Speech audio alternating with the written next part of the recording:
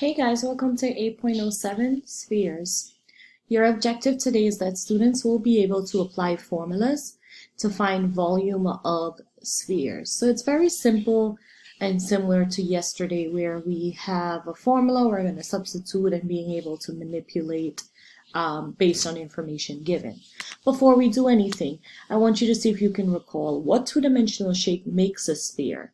A sphere is like a globe. Exactly, it is a circle. Good job. Now, in your notebook, let's go back to your notebook. Let's copy the formula for volume of a sphere. Oh, I don't think you had enough time there. Go ahead and copy the volume of a sphere. Again, remember R represents the radius, so be careful. Excellent. So let's look at our first example. We only have two examples today. Yesterday, we practiced a lot of like rounding to the nearest tenth. Today is sometimes on the regions we can see it and it says find a volume but leave it in terms of pi.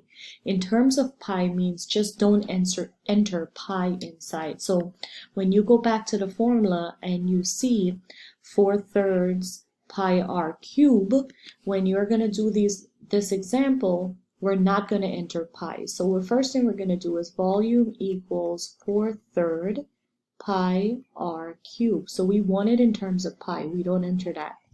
Now look at the 42. The 42 is pointing to the entire line, which is again your diameter.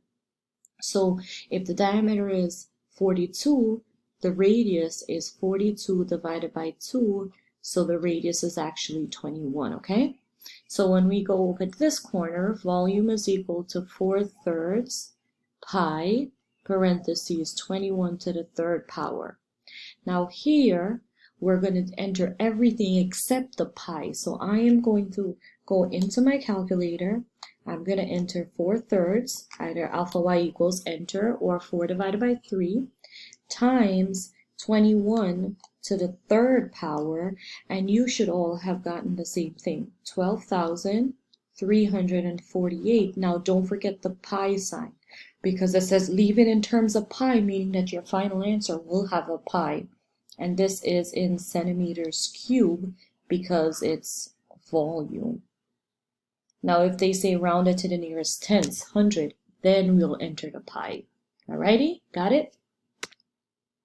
Simple piece of cake. Now this guy, we said round it to the nearest hundredths. Volume equals 4/3 pi r cubed. And don't worry about this. These formulas are actually on the reference sheet that I provided to you yesterday. And the radius is 9 to the third. So now, when you do this in the calculator, we're going to enter everything. 4/3 times pi times 9 to the third power.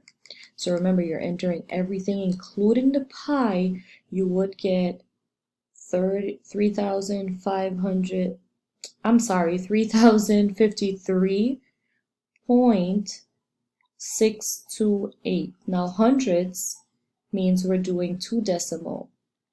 So our final answer is actually 3,053.63 centimeters cubed.